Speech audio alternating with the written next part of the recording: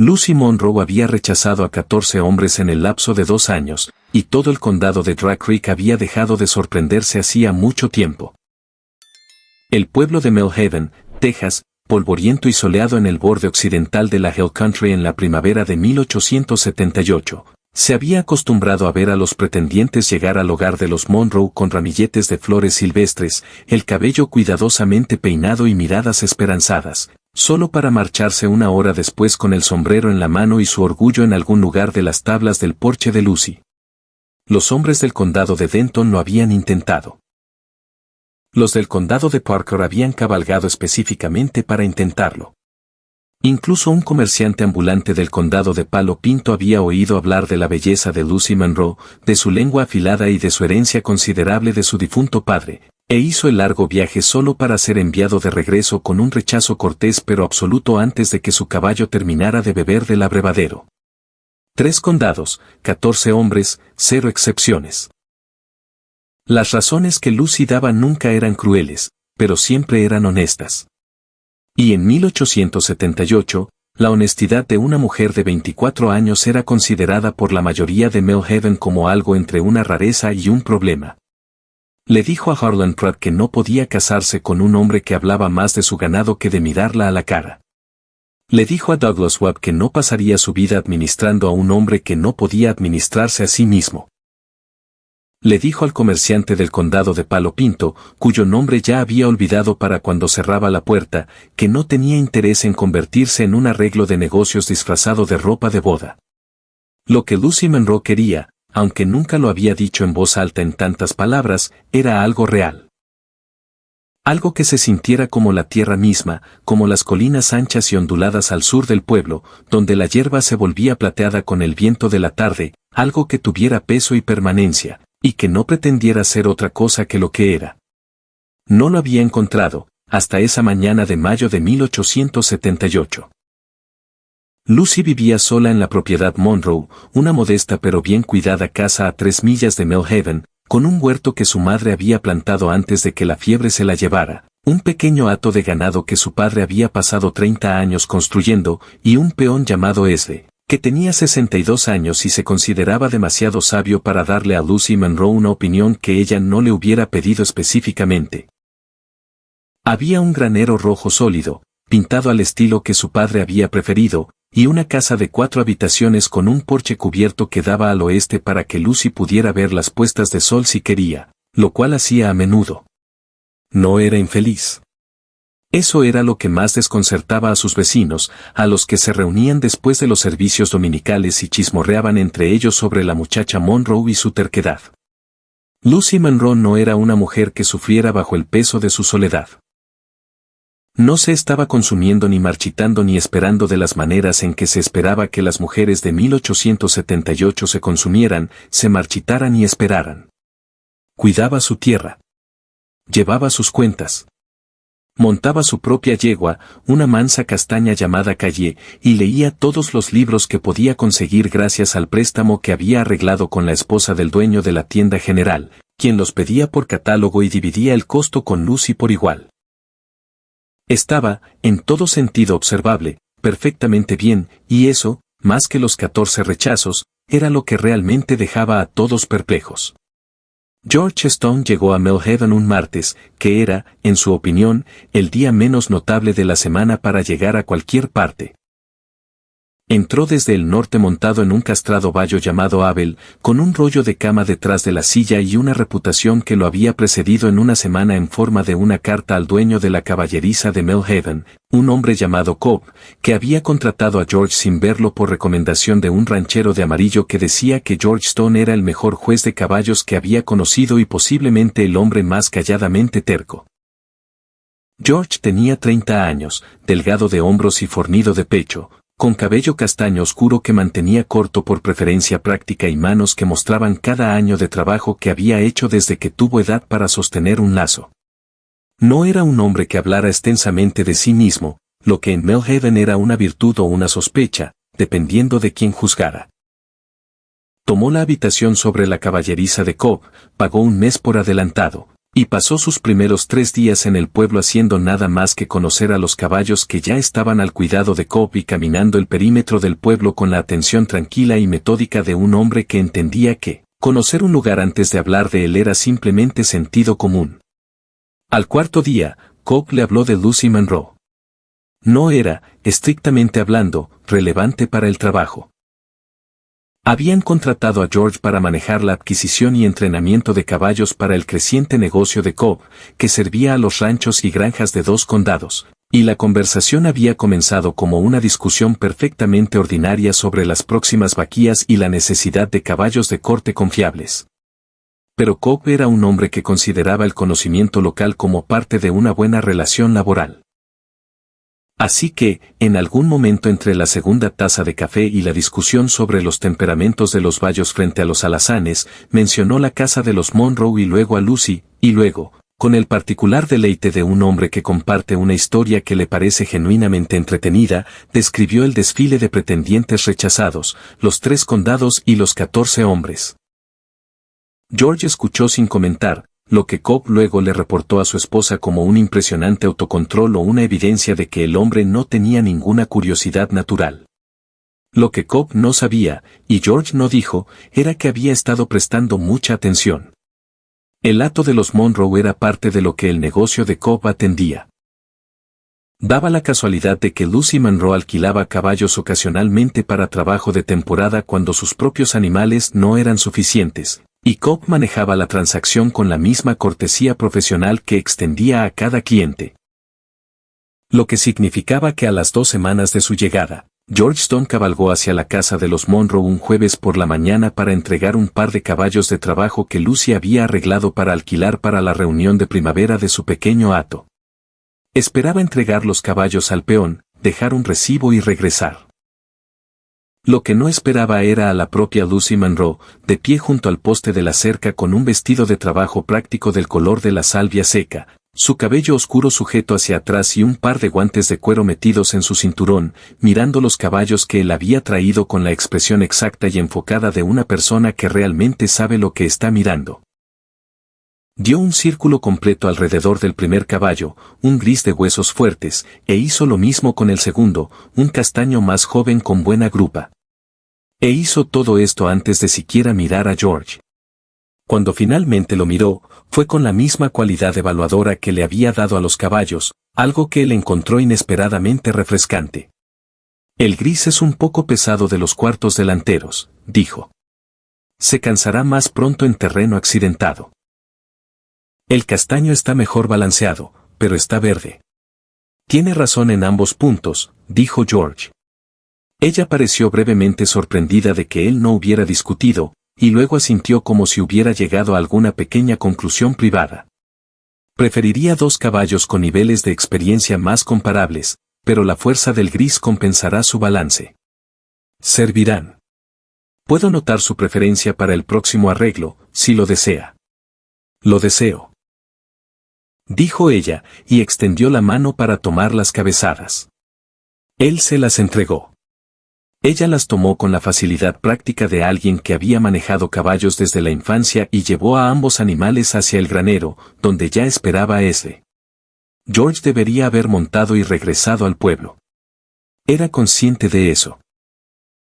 En cambio, se quedó allí un momento más de lo estrictamente necesario y la miró caminar, no con la apreciación ociosa que un hombre podría dirigir hacia una extraña bonita, sino con la atención particular de alguien que acaba de encontrar algo genuinamente interesante y no está seguro de qué hacer con ello.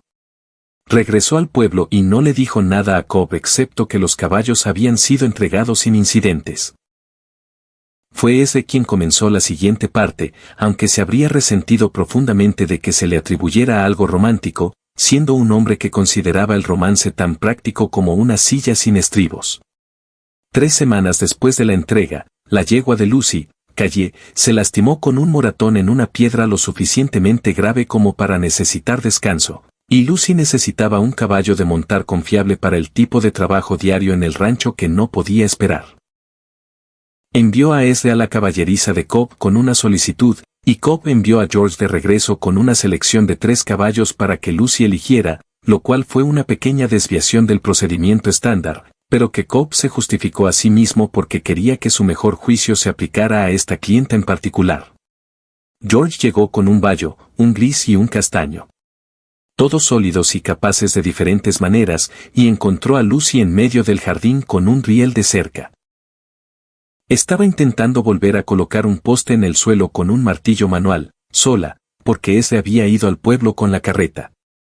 Ella miró a George y los caballos, luego al poste de la cerca y dijo, «Necesito 10 minutos más». «Puedo sostener el poste mientras usted lo hinca», dijo él, que no era una pregunta ni una oferta, sino simplemente una declaración de lógica eficiente. Ella lo consideró por un momento y luego dijo, «Está bien». Él sostuvo el poste firmemente en el hoyo que ella ya había cavado, y ella lo hincó con el tipo de fuerza limpia y precisa que le indicó que había hecho esto antes y no tenía paciencia para que le mostraran cómo. Cuando el poste estaba firme y el riel reubicado, ella se quitó un guante para pasar el dorso de la mano por su frente y se volvió a mirar los caballos que él había traído. «Hábleme de cada uno», dijo. Así que lo hizo. Le habló de la confiabilidad del bayo pero de su temperamento cauteloso en terreno nuevo, de la suavidad del gris y su tendencia a asustarse ante ruidos repentinos, de la firmeza del castaño y del hecho de que respondía excepcionalmente bien a una mano ligera en las riendas. Le dijo estas cosas de la misma manera llana y directa en que podría habérselas descrito a un comprador en una subasta, sin adornos y sin la paciencia ligeramente condescendiente que había observado en otros hombres al hablar con mujeres sobre caballos.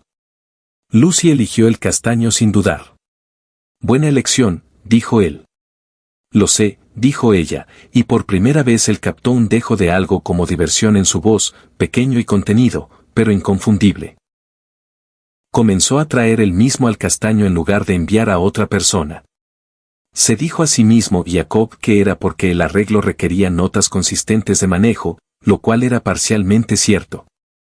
Cobb, que era un hombre calladamente perspicaz, no dijo nada sobre esto durante 2 semanas y luego le mencionó a su esposa que sospechaba que George Stone no era tan impermeable a las circunstancias locales como parecía. Su esposa dijo que ella podría haberle dicho eso un mes atrás, y no se equivocaba. Lo que creció entre George y Lucy en esas semanas no fue un noviazgo en ningún sentido convencional que Millhaven hubiera reconocido. No hubo visitas con intención formal, ni regalos de flores o dulces de la tienda general, ni solicitudes hechas a ningún pariente varón, ya que Lucy no tenía ninguno vivo, ni declaraciones o alusiones a declaraciones de ningún tipo. Lo que hubo fue conversación. Lucy descubrió, para su propia y considerable sorpresa, que George Stone era un hombre que decía lo que quería decir y quería decir lo que decía, y que estas dos cualidades, que ella había creído que quizás eran demasiado para esperar de cualquier persona real viviente, eran simplemente parte de cómo funcionaba él, tan naturales y poco notables como respirar. Cuando ella le dijo que le parecía inusual, él le dijo que encontraba agotadora la alternativa, y ella se rió, un sonido que los tomó a ambos un poco desprevenidos por lo libremente que salió. Él le habló de sus años trabajando en ranchos en todo el oeste de Texas y el territorio de Nuevo México, de la soledad particular de ser excelente en algo que te movía constantemente de un lugar a otro, de cómo había llegado a medir un buen día no por lo que había sucedido en él, sino por si había hecho su trabajo honestamente y dormido sin remordimientos. Ella escuchó esto con el tipo de atención indivisa que él no estaba acostumbrado a recibir. Y cuando él terminó, ella dijo que pensaba que ese era un estándar más difícil del que la mayoría de las personas se imponían, y que lo respetaba. Ella le habló de su padre, Robert Monroe, que había construido el hogar a partir de tierras vírgenes cuando Lucy tenía 3 años, y le había enseñado todo lo que sabía sobre ganado, tierra, clima y cuentas, tratando su educación con la misma seriedad que le habría dado a un hijo, lo cual en 1878 no era un enfoque universal. Y había hecho a Lucy capaz y profundamente impaciente con cualquiera que asumiera lo contrario. Le habló de los hombres que habían venido a cortejarla y por qué había rechazado a cada uno. Y fue directa al respecto, no a la defensiva. Why George escuchó sin ofrecer ninguna opinión que ella no hubiera pedido, lo cual ella notó. ¿No me va a decir que fui demasiado exigente?, preguntó ella. No, dijo él. La mayoría de la gente lo hace. La mayoría de la gente no es la que tendría que vivir con sus decisiones, dijo él. Así que las opiniones de la mayoría sobre el asunto me parecen irrelevantes. El momento en que ella entendió que él quería decir esto sin ninguna calificación fue el momento en que Lucy Monroe sintió por primera vez algo que no había sentido antes en presencia de ninguno de esos 14 hombres. No fue dramático. No llegó con truenos ni calor ni la urgencia arrolladora de las novelas románticas que había leído a la luz de la lámpara cuando debería haber estado durmiendo. Llegó silenciosamente, como el cambio de la luz al atardecer, cuando las colinas se vuelven doradas antes de que llegue la oscuridad, y uno se da cuenta solo después de que ya ha cambiado todo. No dijo una palabra al respecto. George, por su parte, estaba llevando a cabo su propio y silencioso ajuste interno.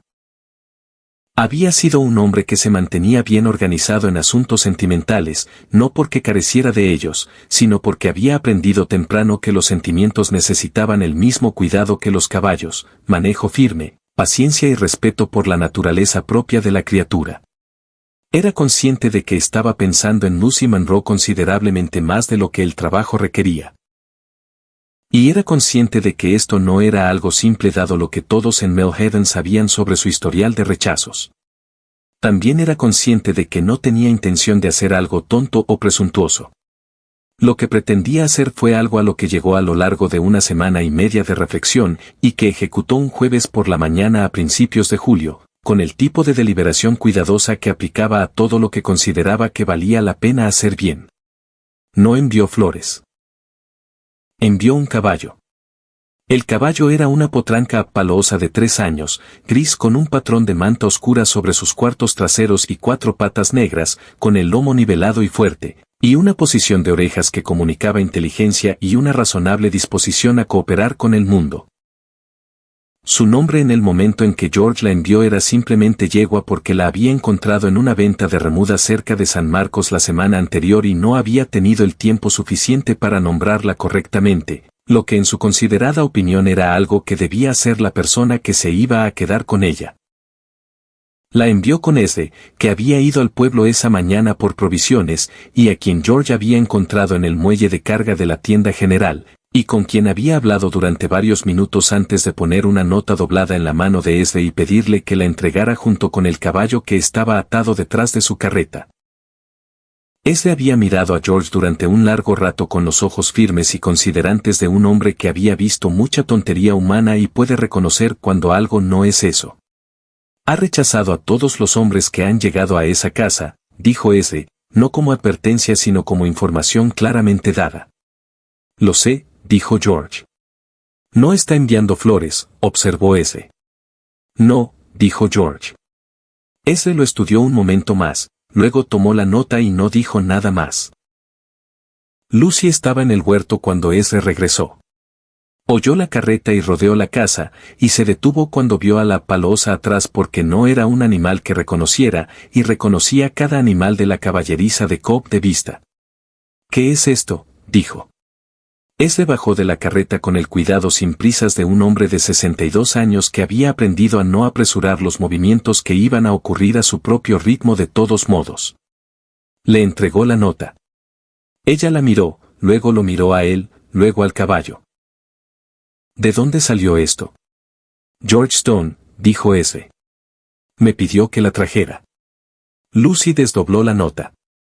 Sus manos estaban firmes porque Lucy Monroe mantenía sus manos firmes como regla, y leyó los 2 breves párrafos que George había escrito con la letra cuidadosa y uniforme de un hombre que había aprendido a escribir como habilidad laboral y lo había convertido en algo más con el tiempo. La nota decía: Señorita Monroe, he estado observándola elegir caballos durante un mes, y creo que tengo cierta comprensión de lo que usted valora en un animal. Esta yegua tiene 3 años, lomo nivelado, es inteligente y honesta. Todavía no se le ha puesto nombre, ya que pensé que era algo que debía pertenecer a la persona que se quedaría con ella.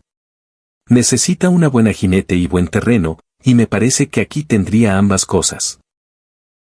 No se la envío como una declaración ni como algo a lo que usted esté obligada a recibir. Se la envío porque pensé que era el caballo adecuado para este lugar y confío en su criterio para decirme si me equivoco. George Stone. Lucy leyó la nota 2 veces. Luego miró a la Palosa, que había vuelto su elegante cabeza inteligente y estaba observando a Lucy con la mirada tranquila y medida de un caballo que está evaluando si la persona que tiene delante vale la pena el problema de confiar. Ella es hermosa, dijo Lucy, y su voz tenía algo que ella no controlaba del todo.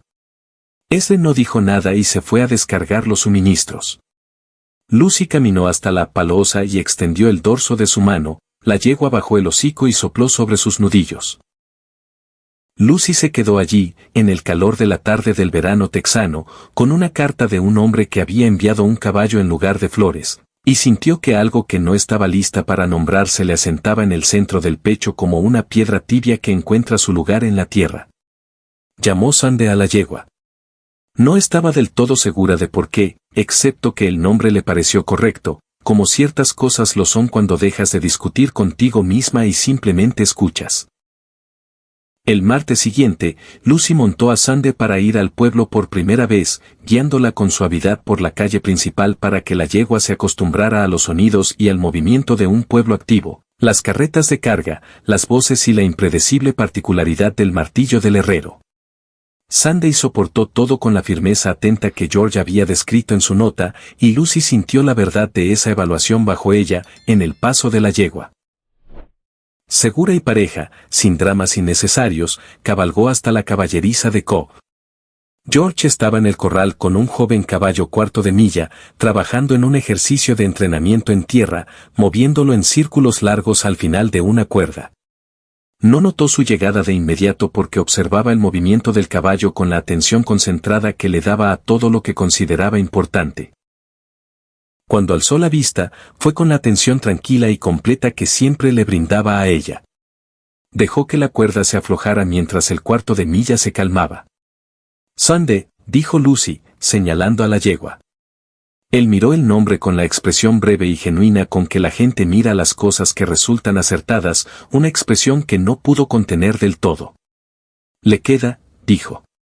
«Es todo lo que dijiste que sería. Tu criterio con los caballos es excelente. Gracias». «No vine a darte un cumplido», dijo ella, aunque no con malicia. «Vine a preguntarte algo». Él esperó, que era una de las cosas que ella había notado de él, que realmente se sentía cómodo esperando, no fingiendo paciencia, sino teniéndola de verdad. «¿Por qué un caballo?», preguntó ella. «¿Sabes lo que la gente dice de mí? En 3 condados lo saben. Pudiste enviar flores como cualquier otro hombre. Pudiste venir tú mismo con el sombrero en la mano y un discurso preparado. ¿Por qué un caballo?». George caminó unos pasos hacia ella, sin acorralar, solo cortando la distancia para tener algo más parecido a una conversación y no a gritos de un lado a otro del corral. Se quedó callado un momento, de esa manera que significaba que elegía sus palabras porque quería que fueran precisas, no porque estuviera nervioso. «Porque las flores son sobre lo que un hombre quiere que la mujer sienta», dijo. «Pensé en lo que realmente sería útil aquí, en lo que añadiría algo real a lo que ya tienes. Y pensé en lo que sé de ti de estas últimas semanas, que eres una mujer que valora la honestidad y la sustancia por encima de los gestos. Un caballo es honesto. No puede fingir ser lo que no es, y tampoco el criterio detrás de elegirlo. Si me equivocaba sobre lo que valorarías, quería saberlo claramente. Si acertaba, quería que supieras que había estado prestando atención». Lucy lo miró durante mucho tiempo. «Acertaste», dijo. El silencio que siguió no estaba vacío. Estaba lleno de ese tipo de peso acumulado que ocurre cuando 2 personas llegan al mismo lugar por diferentes caminos y se reconocen mutuamente en la llegada. «¿Te gustaría cabalgar hasta la línea de la cerca sur conmigo?», preguntó ella. «Necesito revisar el estado de los postes antes de que lleguen las tormentas de verano, y Sande se maneja mejor con otro caballo de acompañante. Aún es nueva en la región». George miró al cuarto de milla, que pastaba plácidamente al final de la cuerda, completamente tranquilo. Luego miró a Lucy Monroe sobre su nueva yegua Palosa y dijo: «Déjame ir por Able». Cabalgaron toda la tarde, a través del verde plateado de la sombra de los robles y por el terreno abierto donde el pasto era alto y el calor se asentaba sobre todo como un segundo cielo. Hablaron de la tierra, del clima que se avecinaba y de cómo el arroyo del sur corría más alto de lo normal para julio, lo que Lucy dijo que podría significar algo sobre las lluvias de otoño. Hablaron de libros que habían leído, lo que derivó en una discusión de 20 minutos sobre una novela en particular que resultó que ambos habían leído y sobre la cual discrepaban de maneras interesantes. Hablaron como habla la gente cuando ha dejado de medir lo que se permite decir y simplemente empieza a decirlo, con una soltura particular que no es descuido, sino algo mejor, comodidad. Cuando llegaron a la cerca sur y Lucy comenzó a recorrerla metódicamente revisando los postes, George desmontó y caminó con ella. En el tercer poste, ella dijo sin levantar la vista de su inspección: «Quiero que sepas que no soy una mujer que cambia de opinión sobre cosas de las que está segura. He estado segura cada vez que rechacé a alguien de que tenía razón. Nunca me he arrepentido de ninguna de esas decisiones». «Lo entiendo», dijo él. «Pero no estoy del todo segura», continuó ella, enderezando el poste que había encontrado ligeramente flojo con un firme empujón de 2 manos. «No creo haber estado antes insegura». Él entendió lo que quería decir. No era una declaración. Era algo más honesto que eso. Una admisión de que algo en su certeza había cambiado, ofrecida sin tapujos porque ella era una mujer que decía lo que pensaba. «No estoy seguro de muchas cosas», dijo él. «Pero sí estoy seguro de que me gustaría conocerte mejor. Estoy seguro de que cada conversación que he tenido contigo ha valido más para mí que la mayoría de las conversaciones que he tenido con nadie. Y estoy seguro de que envié ese caballo porque ella era la adecuada para este lugar. Y yo también, creo». Lucy lo miró entonces, y él sostuvo su mirada con la firmeza directa que siempre le daba, y lo que pasó entre ellos en ese momento fue algo que no necesitaba palabras, porque las palabras habrían sido demasiado pequeñas para cargar con ello. Ella dijo: «Deberíamos terminar con la cerca antes de que se vaya la luz». Él dijo: «Está bien». Y lo hicieron, recorriendo los postes hasta la esquina este y de regreso. Y si sus caballos caminaron de regreso a casa lado a lado en la larga luz dorada de la tarde de julio, más cerca de lo estrictamente necesario para el paseo, ninguno de los dos dijo nada al respecto, y ninguno de los dos lo necesitaba. Había una mujer en Millhaven llamada Ada Cranshaw que se había nombrado a sí misma, sin ninguna elección oficial, la conciencia social de la comunidad. Ada no era maliciosa. Era, para los estándares del pequeño pueblo tejano de 1878, simplemente minuciosa. Visitó a Lucy un martes por la mañana con el pretexto de devolver un molde para pastel prestado, que había estado guardando durante 6 semanas específicamente para ese propósito. Lucy la recibió en la cocina con café y una paciencia que no ocultaba del todo sus propios límites. «La gente está hablando», dijo Ada, que era su método estándar de apertura, directa sin ser directa. «En Millhaven la gente habla haya o no haya algo de qué hablar», respondió Lucy. «Son muy dedicados a la actividad, independientemente del material». Ada se rió porque, a pesar de todo, realmente apreciaba a Lucy Monroe, y dijo: «¿Es algo serio?». «Soy una persona seria», dijo Lucy. «Así que tiendo a tomar las cosas con seriedad». «Esa no es una respuesta». «Es toda la respuesta que tengo por ahora», dijo Lucy y sirvió más café.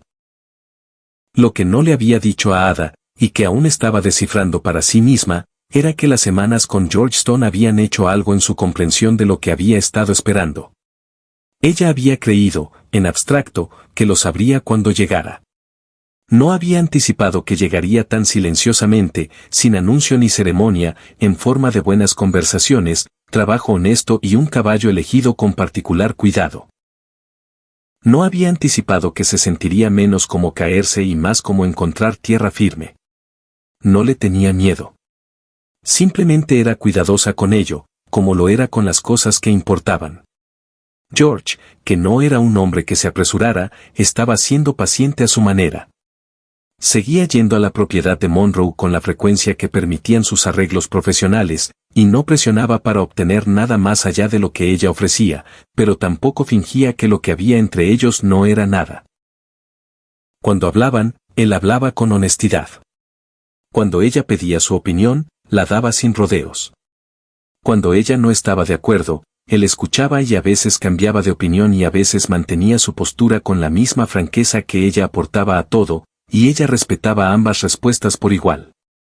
Tuvo una conversación con Cobb ese verano en la que pensó durante algún tiempo después. Cobb, en el transcurso de una mañana dedicada a catalogar caballos, finalmente le preguntó cuáles eran sus intenciones con respecto a Lucy Monroe. No con beligerancia, sino con la franqueza de un hombre que también era un empleador justo y un buen vecino de la propiedad de Monroe. George le dijo que sus intenciones eran respetuosas, serias y no algo que pensara discutir en una cuadra mientras contaba caballos. Cobb se rió y dijo que probablemente era la respuesta correcta y volvió al catálogo. La dificultad, cuando llegó, provino de una dirección inesperada. A finales de agosto de 1878, un hombre llamado Randall Pruitt, primo de Harlan Pruitt, a quien Lucy había rechazado 2 años antes, y que aparentemente se había tomado el rechazo familiar como algo personal, comenzó a hacer ruido en Millhaven sobre la propiedad de Monroe. Específicamente, comenzó a argumentar, ante quien quisiera escuchar y ante algunos que no, que el rancho de Monroe no estaba siendo administrado adecuadamente y que una mujer sola en un terreno de ese tamaño era una responsabilidad para la estabilidad de la comunidad. No estaba amenazando a nadie directamente. Estaba haciendo algo más insidioso.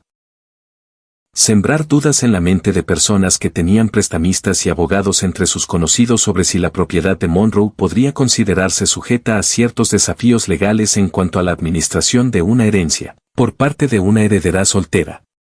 Era, en términos simples, una campaña contra el derecho de Lucy a administrar lo que era suyo, disfrazada con el lenguaje de la preocupación comunitaria.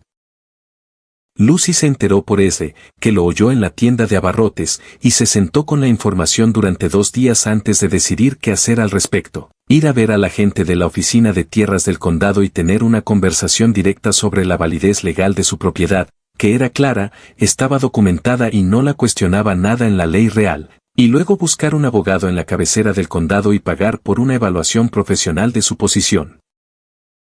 Se lo contó a George un miércoles por la mañana cuando él cabalgó hasta allí con un apero reparado de la caballeriza. Él escuchó todo con su característica quietud. Y luego dijo: ¿Qué necesitas? Nada dramático, dijo ella. Mi posición es sólida. Solo quiero saber si hay algún ángulo que no haya considerado. ¿Quieres que hable con Pruitt? No, dijo ella, firmemente pero sin acritud. No quiero que un hombre hable por mí en asuntos que me toca manejar a mí. Te lo cuento porque pensé que debías saber lo que está pasando en mis circunstancias, no porque necesite que lo resuelvas. Él asintió. Entendió esto no solo como una regla que ella estaba estableciendo, sino como la verdad de quién era, la misma independencia que había mantenido esta propiedad durante 2 años de soledad y 14 rechazos. El mismo carácter que la había convertido en quien era. Lo respetó por completo, y se lo dijo. Si eso cambia, dijo él. O si hay algo específico que pudiera ser útil, estoy aquí. Lo sé, dijo ella, y el calor en esas 2 palabras contenía más de lo que su brevedad sugería. El abogado que contrató, un hombre metódico llamado Alderton de la cabecera del condado, confirmó que la propiedad de Lucy no era impugnable bajo ningún estatuto actual de Texas, y escribió una carta a ese efecto dirigida ampliamente a cualquier parte interesada, que Lucy dispuso que se entregara a Randall Pruitt a través del correo. Pruitt hizo algunos sonidos más de descontento en la cantina durante otra semana y luego se calló, quizás porque también había recibido una visita de Cobb, que era un hombre respetado en Millhaven y que aparentemente había transmitido su opinión sobre el asunto en términos lo suficientemente claros como para terminar la conversación. George no le había pedido a Cobb que hiciera eso. Cobb lo había hecho por su cuenta porque era un hombre al que le disgustaban los problemas y porque se había formado su propia opinión de Lucy Monroe como una vecina capaz y honesta, y todo el asunto había ofendido su sentido de la justicia. Cuando Lucy se enteró, fue a ver a Cobb y le agradeció directamente y sin vergüenza, lo que él recibió con una modesta onda de la mano y el reconocimiento de que no había sido nada realmente, y que ciertas personas necesitaban que se les dijeran ciertas cosas y que no era molestia decírselas. El verano se convirtió en otoño, y el otoño en la región montañosa de Texas en 1878 era algo de una belleza considerable. Los robles vivos se volvían rojizos en los bordes, los cedros permanecían oscuros, y el cielo alcanzaba un tono particular de azul que parece existir solo en octubre y solo en Texas, profundo y cercano, lleno de luz larga y limpia. Lucy montaba a Sunday cada mañana que podía, dejando que la palosa aprendiera la tierra que ella estaba aprendiendo. El cruce del arroyo, el pastizal sur y la larga pendiente hasta la loma, donde en días despejados se podían ver 20 millas de campo ondulado extendiéndose en todas direcciones.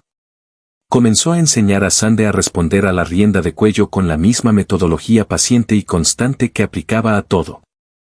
Sunday, que era exactamente tan inteligente como George había dicho, aprendió rápidamente y con lo que Lucy sintió como un entusiasmo genuino por el trabajo. George venía los sábados ahora, no siempre por alguna razón profesional, y habían adoptado la costumbre de cabalgar juntos por la tarde, cuando el trabajo de la mañana había terminado. Estos paseos habían adquirido una cualidad particular que no era exactamente cortejo en el sentido formal ni era simplemente amistad, sino que habitaba el territorio específico entre ambos, que en realidad es más honesto que cualquiera de los dos. El lugar donde dos personas se conocen mutuamente sin la actuación que tienden a imponer las declaraciones formales. La había besado una vez a finales de septiembre, en la entrada de la propiedad de Monroe, donde se había reparado el poste durante el verano. Ambos habían desmontado para revisar el pestillo, que había estado dando problemas, y él lo arregló mientras ella sostenía a ambos caballos. Cuando se levantó y se giró para tomar las riendas de Able, ella estaba muy cerca, y hubo un momento de esa quietud contenida que solo tiene una resolución honesta. Él la besó suavemente, brevemente, con la misma cualidad de franqueza y cuidado que aportaba a todo lo demás. Y ella le devolvió el beso de la misma manera. Cuando se separaron, ambos estaban ligeramente más callados de lo habitual durante el resto del camino a casa. No por incomodidad, sino por la quietud particular de algo importante que se ha dicho por primera vez. Ninguno de los dos lo abordó directamente hasta 3 días después, cuando él vino a traer a Sunday, que había estado en la caballeriza para herrarla, y Lucy lo recibió en el granero y dijo sin preámbulos: «He estado pensando». «Está bien», dijo él. «No soy el tipo de mujer que hace las cosas a medias», dijo ella. «No me involucro en algo a menos que tenga la intención de verlo terminado adecuadamente». «Pensé que debía saberlo». «Ya lo sabía», dijo él. «Entonces también debes saber», dijo ella, mirándolo a los ojos con toda la claridad directa de los suyos, «que estoy eligiendo esto deliberadamente. No estoy arrastrada. No estoy confundida. Estoy eligiendo con plena conciencia ver a dónde llega esto. Y te lo digo porque creo que mereces saber con qué estás trabajando». Él se quedó callado un momento y luego dijo: «Vine a Millhaven a trabajar con caballos. Me quedé por el trabajo. Empecé a venir aquí todos los sábados por ti. Creo que eso también es elegir deliberadamente». «Bien», dijo ella, y volvió a trabajar. Y él desencilló a Sunday y la soltó en el corral. Y lo que había entre ellos se asentó en algo que ya tenía una forma ahora, algo con bordes, peso y una forma reconocible, y ambos se movieron dentro de él con la confianza firme de las personas que han dejado de negociar consigo mismas sobre lo que sienten. Octubre se convirtió en noviembre, y en noviembre llegó la primera noticia importante por el condado. Una gran empresa ganadera del Panhandle estaba considerando comprar varias de las propiedades adyacentes más pequeñas para expandirse hacia el sur. Esto no era directamente relevante para Lucy, cuyas tierras eran buenas y cuyo título era claro, pero significaba que varios de sus vecinos estaban considerando vender, lo que cambiaría la forma de la comunidad alrededor del rancho Monroe considerablemente.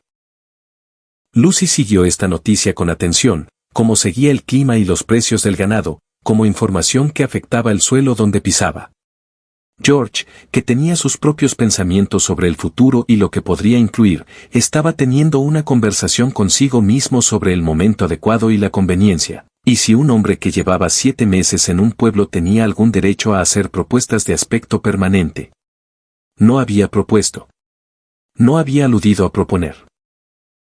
Estaba, en el lenguaje de su propio y silencioso proceso interno, todavía asegurándose de las cosas. Lo que lo convenció al final no fue un momento único, sino la acumulación de todos ellos. Cada conversación, cada paseo. Cada vez que ella había sido honesta con él sobre algo difícil. Cada vez que él le había dicho algo verdadero y la había visto recibirlo con atención genuina. Cada vez que se había dado cuenta, en medio de una conversación, de que no estaba diciendo nada que le diría a nadie más. Que lo que pasaba entre ellos era específico de ellos, de la manera en que las cosas solo lo son cuando son reales. Él se lo pidió en noviembre, un sábado por la tarde, en la loma al sur del hogar, con la vista larga del país extendida hacia el oeste y Sande pastando plácidamente a unos 9 metros, y Abel cerca, con la paciencia de un buen caballo que ha aprendido que los momentos de quietud de su jinete valen la espera.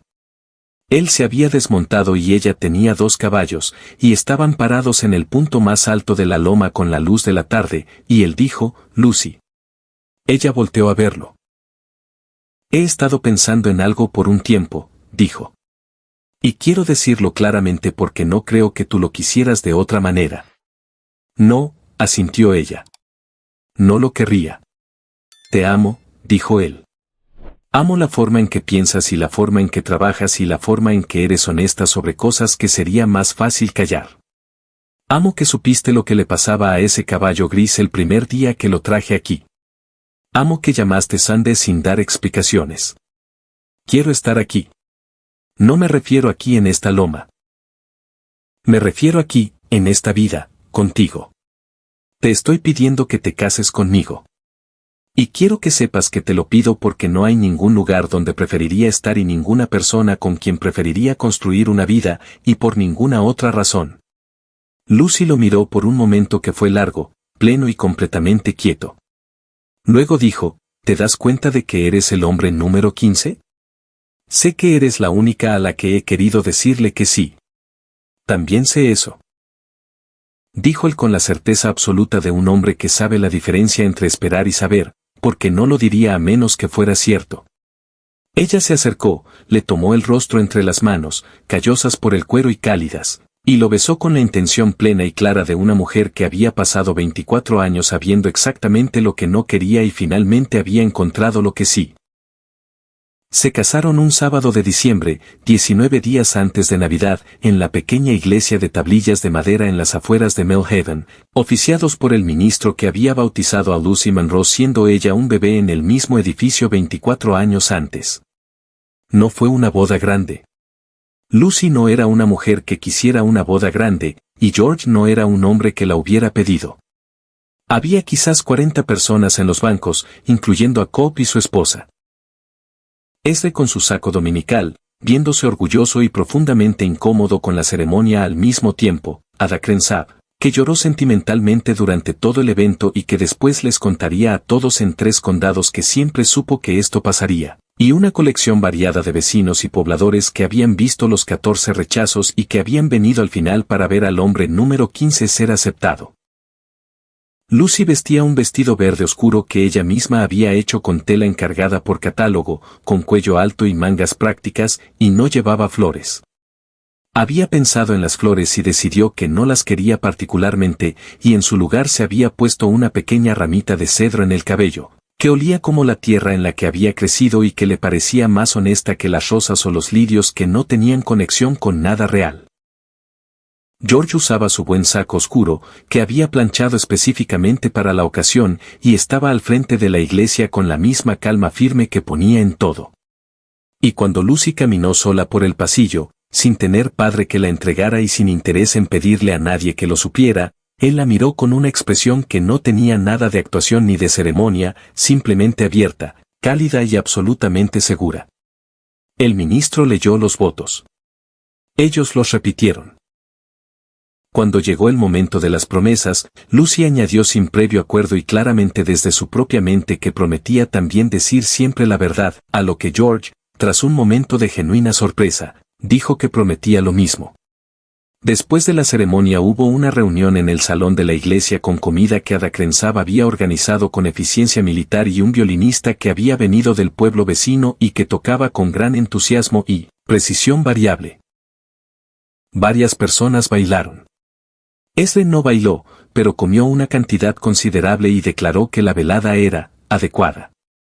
La esposa de Cobb bailó con Cobb, quien era un bailarín sorprendentemente bueno para un hombre de su tamaño. Y Lucy los observó con esa calidez particular de alguien que es feliz y no está tratando de disimularlo. George bailó con Lucy 2 veces porque ella quiso 2 veces y se lo pidió, y él no era un bailarín habilidoso, pero era receptivo y llevaba un ritmo excelente, y ella le dijo que su ritmo era mejor que su técnica de pies y él dijo que probablemente eso fuera cierto en la mayoría de las áreas de su vida, y ella se rió contra su hombro. Regresaron al hogar de los Monroe a las 10 de una fría noche de diciembre, con un cielo tan denso y cortante de estrellas que parecían hacer ruido. Ese silencio profundo y particular del cielo invernal claro que pasa por sonido cuando todo lo demás está en calma. Sandy y Abel caminaban juntos en la oscuridad, su vaho blanco en el frío, y Lucy y George cabalgaban lado a lado sin hablar durante la mayor parte de los 5 kilómetros, no porque no hubiera nada que decir, sino porque lo que acababa de suceder era suficiente por sí mismo, y algunas cosas no necesitan que se les añadan palabras. El hogar era el mismo de siempre cuando llegaron, el granero rojo, la casa sólida, el huerto de cocina durmiendo bajo el frío de diciembre, el buen pozo, y el porche orientado al oeste para ver las puestas de sol. Pero también era diferente, de la forma en que los lugares se vuelven diferentes cuando la persona que los habita es diferente, cuando la soledad que ha dado forma a un lugar recibe compañía que es genuina y elegida. George había mudado sus pertenencias al hogar la semana anterior, sin ceremonia, empacando su cuarto arriba de la caballeriza de Cobb en sus alforjas y un pequeño baúl que tomó prestado de la oficina de la caballeriza. Había conservado su trabajo con Cobb, negociando un arreglo en el que trabajaría 3 días a la semana en el pueblo y el resto de su tiempo en la tierra de los Monroe, la cual tenía suficiente trabajo de gestión para 2 personas y había sido mantenida por una durante demasiado tiempo. Cobb había sido generoso al respecto porque era un buen empleador y porque, como le dijo a su esposa, lo había visto venir desde junio. El invierno de 1878 a 1879 fue un invierno de trabajo, lleno del quehacer práctico de 2 personas aprendiendo a habitar el mismo espacio y la misma vida, con la misma honestidad que habían traído a cada otra parte de su conocimiento mutuo. Tuvieron discusiones porque ambos eran directos, ambos de carácter firme y ambos acostumbrados a tener la última palabra en sus propias decisiones. Las discusiones eran casi siempre sobre cosas prácticas. El manejo del hato, una decisión sobre una cerca, la cuestión de contratar o no un segundo peón cuando la espalda de Ezra comenzó a molestarle en los meses fríos. Lo que las discusiones no tenían era desprecio, maldad o ese tipo de llevar cuentas que corroe una asociación desde adentro. Y encontraban su salida de cada una con la misma cualidad de franqueza que había caracterizado todo entre ellos desde el principio. George aprendió que la certeza de Lucy, que podía verse desde fuera como terquedad, era en realidad producto de una reflexión cuidadosa y no era inamovible frente a mejor información, solo frente a argumentos pobres. Una vez que entendió esto, sus desacuerdos se resolvieron más rápido porque dejó de presentar su posición como oposición y comenzó a presentarla como información adicional. Y ella la recibió así, y llegaban a decisiones juntos con una cualidad de colaboración genuina que ninguno de los dos había esperado del matrimonio, y por la que ambos estaban calladamente agradecidos. Lucy aprendió que la quietud de George, que inicialmente había interpretado como reserva, era en realidad algo más parecido a la profundidad. Que había mucho sucediendo detrás de esos ojos directos y tranquilos, y que se manifestaban no en declaraciones repentinas, sino en pequeños actos acumulados de atención. El café que encontraba listo cada mañana antes de levantarse de la cama. La forma en que había arreglado silenciosamente la bisagra de la puerta de la cocina que había estado tiesa durante 3 años sin que se lo pidieran. El hecho de que había aprendido sin que ella le dijera exactamente cómo le gustaba pasar la hora antes de dormir y había acomodado sus propios hábitos en consecuencia. Estaban, en la primavera de 1879, genuinamente felices de la manera callada y sustancial en que tiende a sentirse la felicidad real. No como una cima, sino como una llanura, ancha, estable y llena de luz. En marzo, Lucy le dijo que creía que estaba embarazada. Se lo dijo en el desayuno con la misma franqueza que traía a todo, dejando su taza de café y diciendo simplemente, creo que voy a tener un hijo en el otoño. Quería que lo supieras.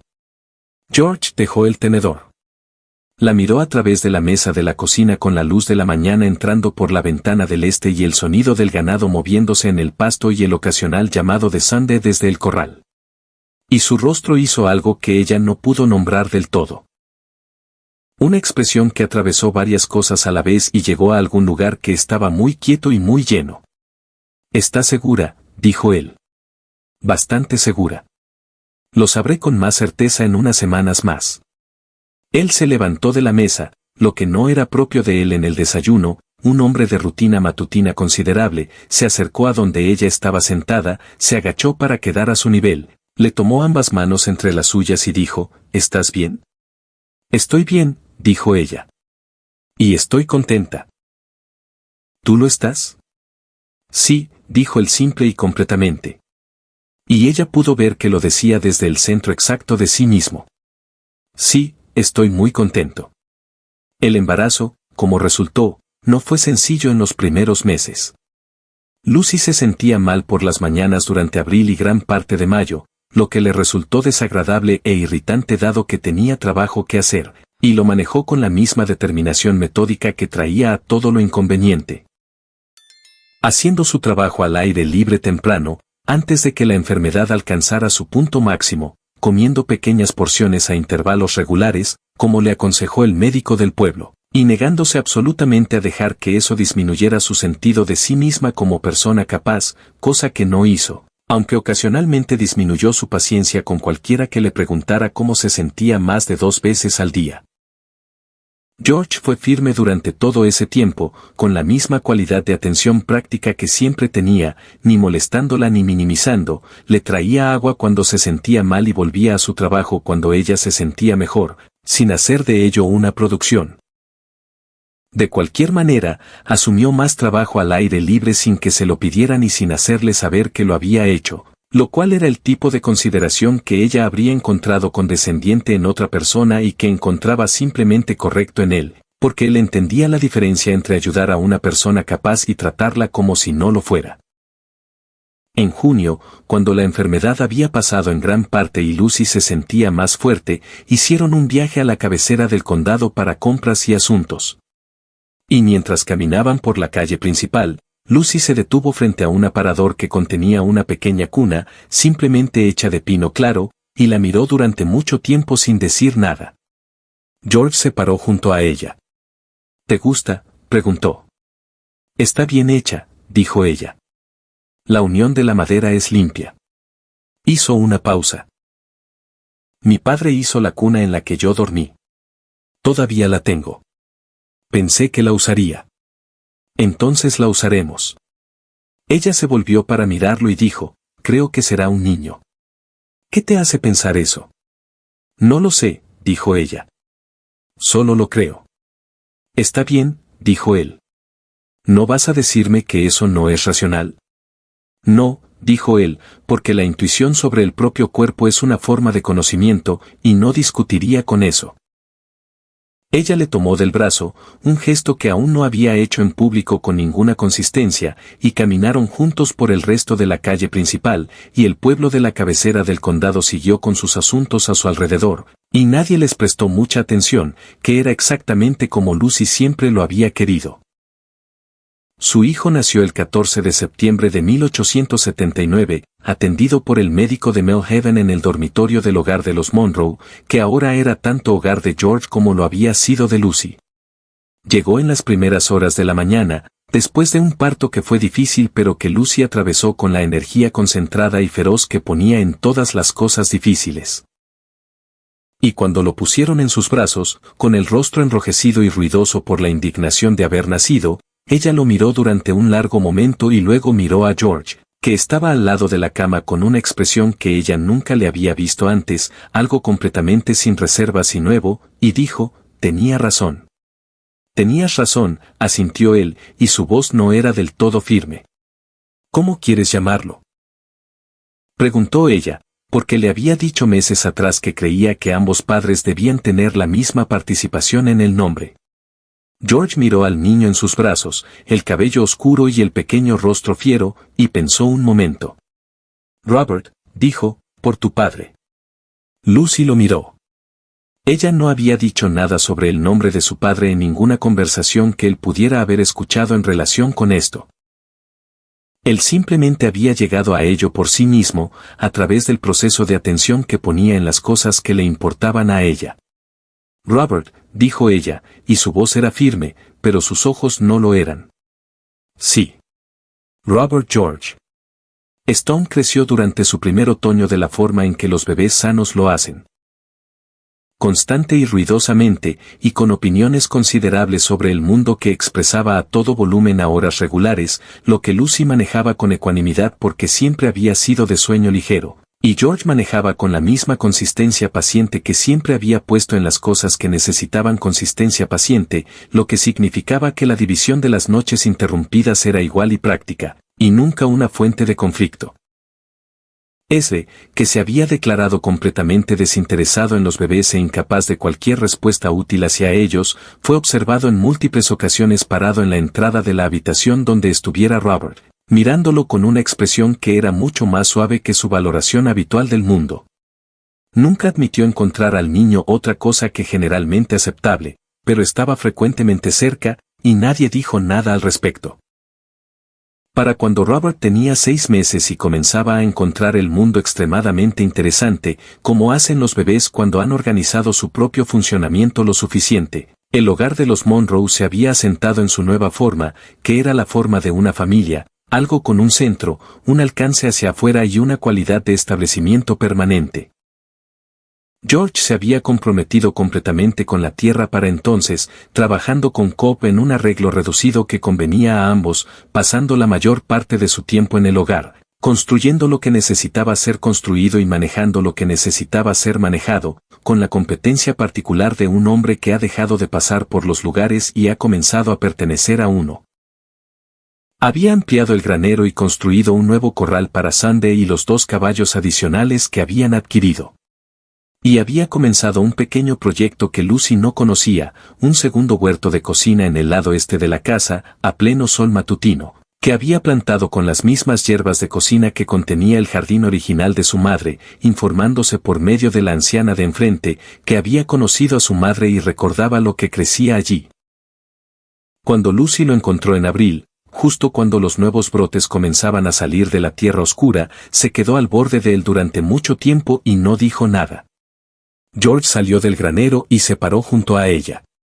La señora Arie, su vecina, me dijo lo que había en el huerto original de su madre, dijo él. Traté de replicarlo lo más fielmente posible. Lucy presionó sus dedos en la comisura de su ojo con el breve gesto controlado de una mujer que no iba a llorar y que había decidido esto con cierta finalidad. Eres, dijo después de un momento, un hombre excepcionalmente bueno. Estoy tratando de serlo, dijo él, que era lo más verdadero que sabía decir. Ella se volvió y lo miró con todo lo que sentía visible en su rostro, que no era su modo habitual de operar, pero que en ese momento eligió deliberada y completamente. Te amo, dijo. Quiero que sepas que no lo digo porque el momento lo pida. Lo digo porque es lo más acertado que sé sobre mí misma en este momento. Yo también te amo, dijo él. Y he sabido que es verdad desde septiembre. Y desde el septiembre anterior. Y espero que todos los septiembres después de este durante mucho, mucho tiempo. Ella se rió ante esto, la risa libre y abierta que aún la sorprendía ligeramente cuando salía, y le tomó la mano, y se quedaron juntos bajo el sol matutino junto al huerto de cocina que había sido de su madre, y que ahora también era de ellos. La primavera de 1880 trajo varios cambios a la forma de vida en Millhaven y los alrededores. Las rutas de las arreadas de ganado se estaban desplazando a medida que la terminal del ferrocarril se extendía hacia el oeste, lo que afectaba los precios y el acceso al mercado para todos los que tenían un hato en la región montañosa. Lucy y George pasaron varias noches en la mesa de la cocina con los libros de cuentas y un mapa, analizando qué significaba esto para la operación ganadera de los Monroe y qué ajustes tenían sentido.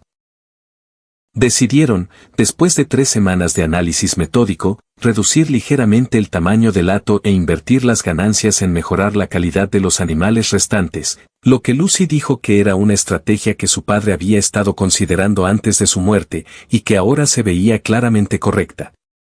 Cobb se retiró ese verano, entregando la caballeriza a su hijo menor y el arreglo profesional de George con la caballeriza cambió en consecuencia. Él y Lucy lo discutieron extensamente y llegaron juntos a la decisión de que lo más sensato era que George estableciera su propia operación pequeña de entrenamiento y evaluación de caballos, basada en la propiedad de los Monroe, que tenía el espacio y la reputación establecida en los condados circundantes para el buen manejo de caballos. Este fue un paso significativo, del tipo que requiere confianza en la tierra y confianza el uno en el otro, y lo tomaron con los ojos abiertos y una contabilidad minuciosa de los riesgos, y luego simplemente lo hicieron, que siempre había sido el enfoque de Lucy ante las decisiones que había pensado por completo. Roberto, a los 9 meses, encontraba todo esto extremadamente poco importante en comparación con su gran descubrimiento.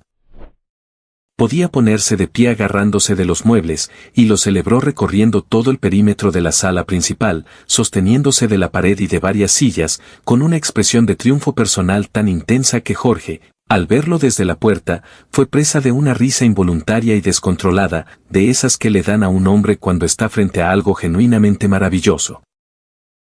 Luisa entró a ver que lo divertía y encontró a Jorge en el umbral riéndose de su hijo, que acababa de completar su recorrido y los miraba a ambos con la dignidad ligeramente ofendida de alguien cuya hazaña estaba siendo tomada a la ligera. Y ella también se rió, y el sonido de los dos llenó la casa de esa manera cálida e incontenible con la que ríe la gente cuando es de verdad.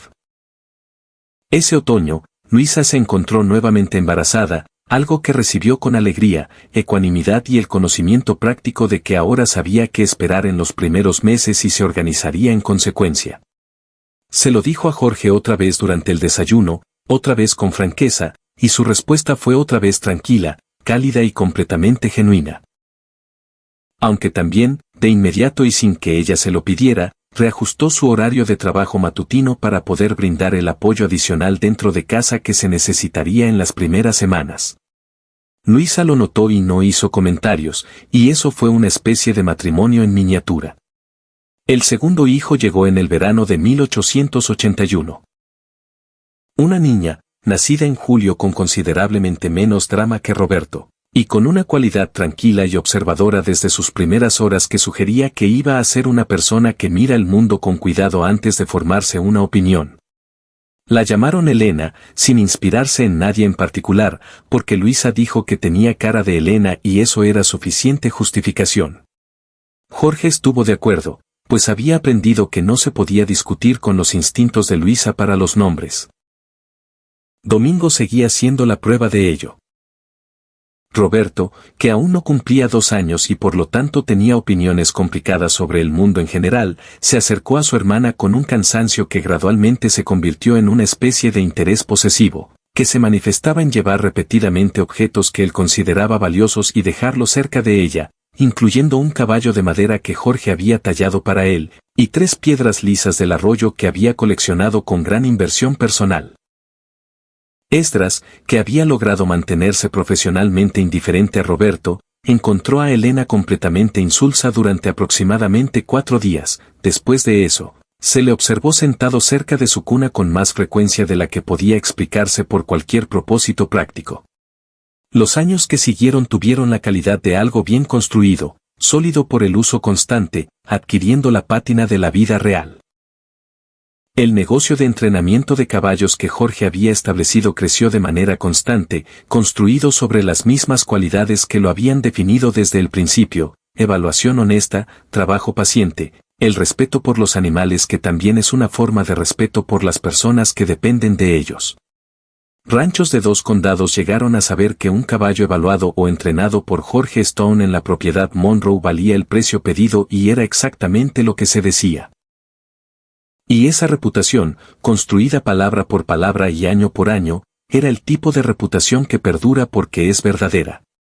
Luisa manejaba la casa, la operación del ganado y las cuentas con la misma eficiencia clara que siempre había tenido, y administraba el creciente hogar con la misma calidad de autoridad organizada y afectuosa que aportaba a todo lo que consideraba suyo. Ella y Jorge seguían discutiendo de vez en cuando y seguían resolviendo esas discusiones con la misma franqueza que había caracterizado sus primeras conversaciones. Y siempre seguían diciéndose lo que sentían, que era, en el largo balance de todo, la base que sostenía todo lo demás. En 1883, Roberto tenía casi 4 años y ya seguía a Jorge por los corrales con la misma concentración para evaluar calidad que su madre había traído a cada caballo que jamás había evaluado, algo que Jorge encontraba profundamente satisfactorio de una manera que no podía articular del todo. Había comenzado a enseñarle a Roberto los elementos más básicos de la equitación con la misma paciencia constante que aplicaba al entrenamiento de animales. Y Roberto, que tenía la capacidad de concentración de su madre y el sentido del ritmo y el movimiento de su padre, se tomaba aquello con una seriedad que de vez en cuando hacía que los adultos a su alrededor trataran de no sonreír.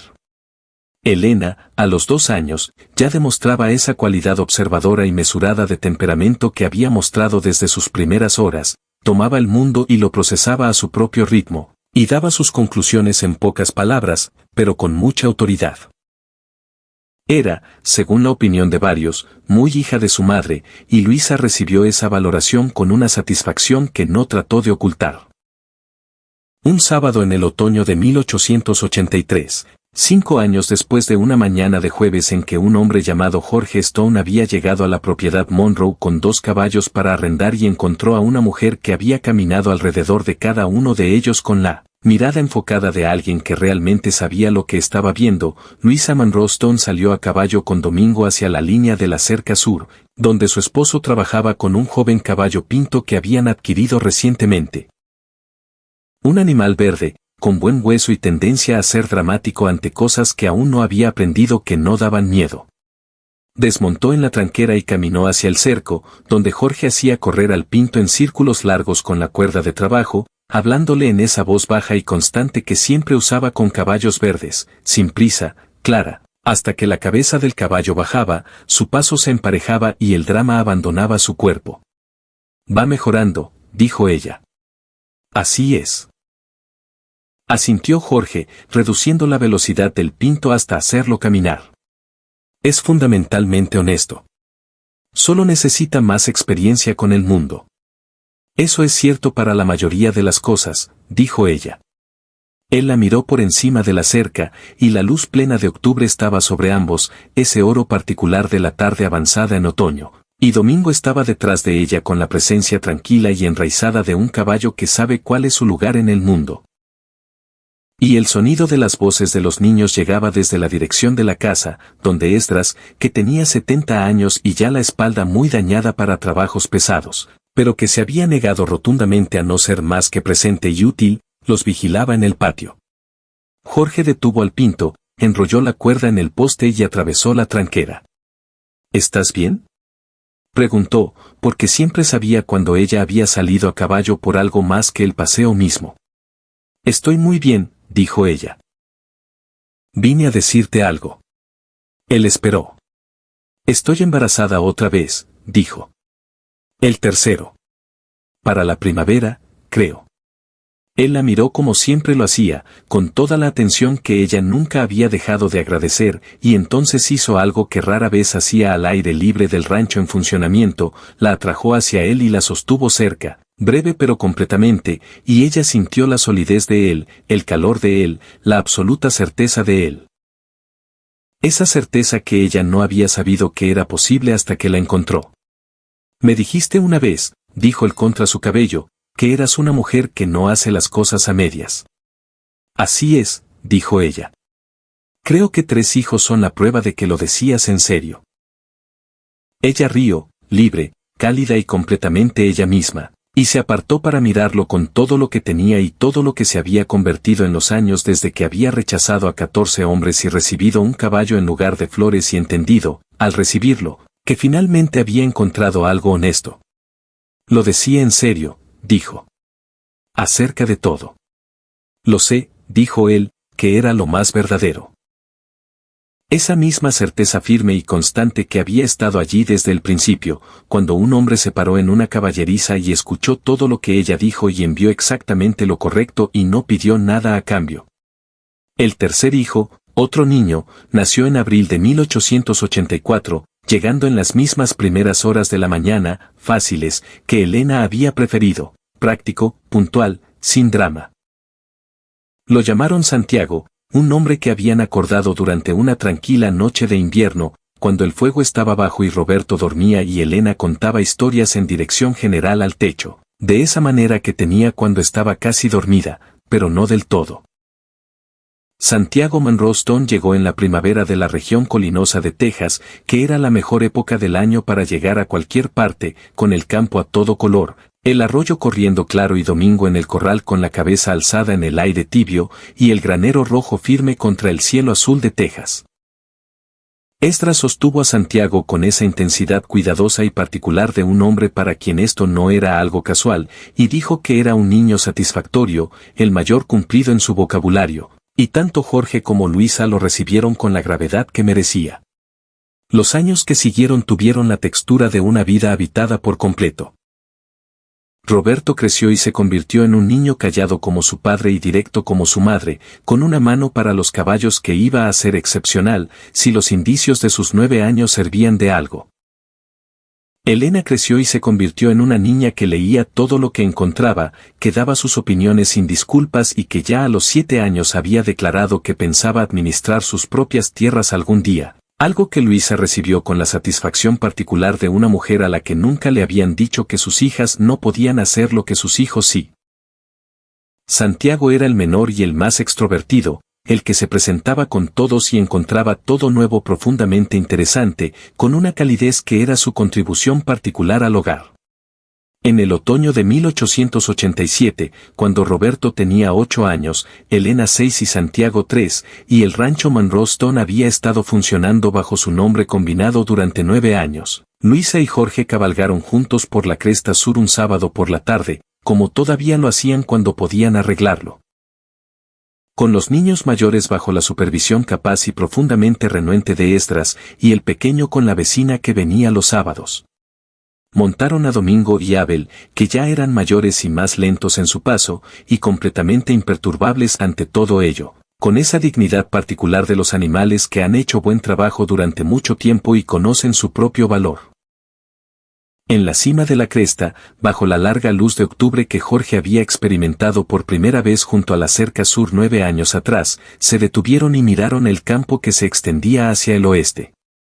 Las colinas rodaban durante 20 millas en el aire limpio, volviéndose doradas y oxidado en otoño, con los robles vivos oscuros, y ese cielo azul de octubre que parecía tener más profundidad que otros meses. Abajo, la propiedad era visible. El granero rojo, la casa, las huertas de cocina, y los corrales donde 3 caballos se movían en la luz de la tarde, y el humo de la chimenea de la cocina subiendo recto en el aire quieto. Es un buen lugar, dijo Jorge. Siempre lo fue, dijo Luisa. Ahora es mejor. Él la miró. Tenía 33 años y era la misma de siempre y completamente diferente. Los mismos ojos claros y directos, la misma certeza, la misma libertad consigo misma que nunca había dejado que nadie le quitara. Y también era una década de vida compartida, 3 hijos, y esa profunda facilidad de una persona que ha sido completamente conocida por alguien y lo ha conocido completamente a él a cambio. Solía cabalgar hasta aquí sola, dijo ella. Por las tardes, después de terminar el trabajo. Miraba esa vista y pensaba que la tierra era suficiente, que bastaba. Y ahora, dijo él. Ahora sé que casi era suficiente, dijo ella, y que tú eres la diferencia.